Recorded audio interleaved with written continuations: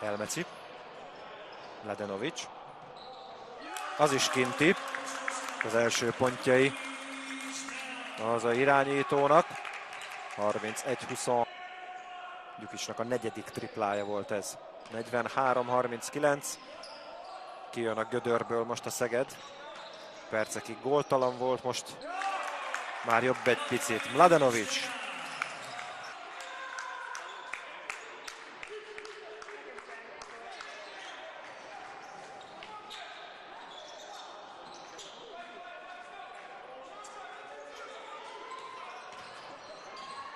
Mladenovic megpróbálja egyedül, szép cselek után, és pont amikor letelik a támadóidő, akkor pontos a befejezés.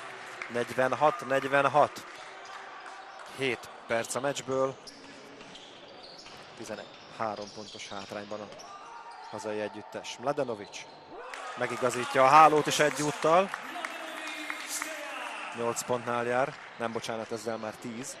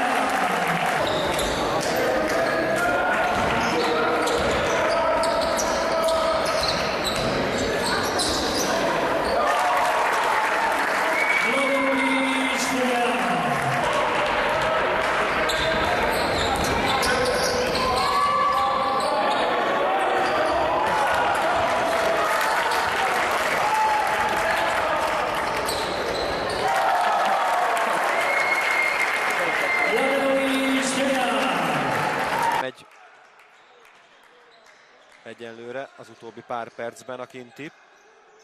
Vas. Mladenovic megpróbálja ő is. Az már jobb egy picit. Az első pontjai 19-19. Utoljára 0-0-nál állt így a Debrecen.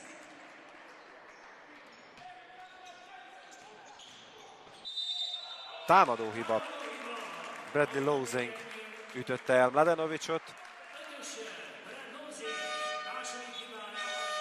Cserék mindkét oldalon. Halász Ákos 4-essel, ha jól emlékszem, új ember, és visszajön a két amerikai, Legion és Handley. A túloldalon pedig Kovács és Smith pihen. Kenny Izzo és Helmeci csatlakozott a parketten lévőkhöz. 19-19, tehát 7 perc, 12 másodperc. Mladenovic megint. 22-19. Először vezet a meccsen a hazai csapat. Most 7 perc a második negyedből. Tiszta dobóhelyzet kintről. Pontos befejezéssel Halász Ákos első kosarai első pontjai, bocsánat. 22-22, gyors válasz volt. 4-4 tripla mindkét oldalon.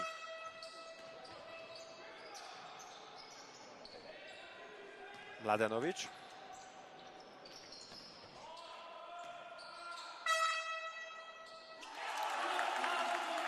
Ez is bent, 25-22.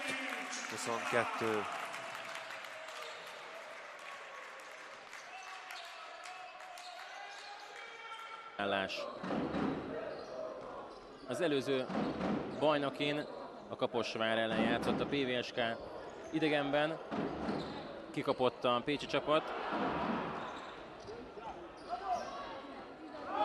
Átvette a vezetést, Ferenc vezetőedző a pécsiek légiósának Amerikába a családi okok miatt haza kellett utaznia, és úgy volt, hogy pénteken megérkezik, de sajnos törölték a járatát, így hát nem tudott hazajönni. A pécsiek játékosa Alex Legion. Bízunk abban, hogy hétfőn már tényleg megérkezik, és tud majd csatlakozni a munkához. Itt pedig egy újabb 3-as. Mladenovic Dejan, ezzel 7-10 az állás. Hát nem kívánunk neki már csak azt, hogy olyan formában legyen, mint az Alba ellen, amikor 3-ból 3-ot dobott egyben, amikor beállt 3 pontost. Élete meccse volt, azt hiszem. Így van, és 14 pontig meg se állt, úgyhogy fiatal játékosról van szó, tehát ő neki még van ideje, hogy legyen még több ilyen élete meccse.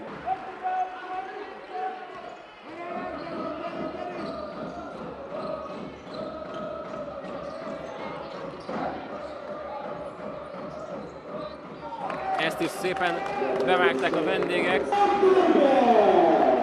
Ebben minden rutinja benne volt Tóth Norbinak. Dudaszó pillanatában tette föl, és be is ment. 30-38 az állás. Senki nem ment ki. Micsoda izgalmak itt a végén. Ezt is jósoltuk, csak hát nem ilyen forgatókönyvet, de a végére megvalósult. Itt pedig bedöcög a labda. 60-65. És G. A szolnoki ötös, a mieinknél ott van Mladenovic, Markovic, Damicsanyin, Török és Lakic.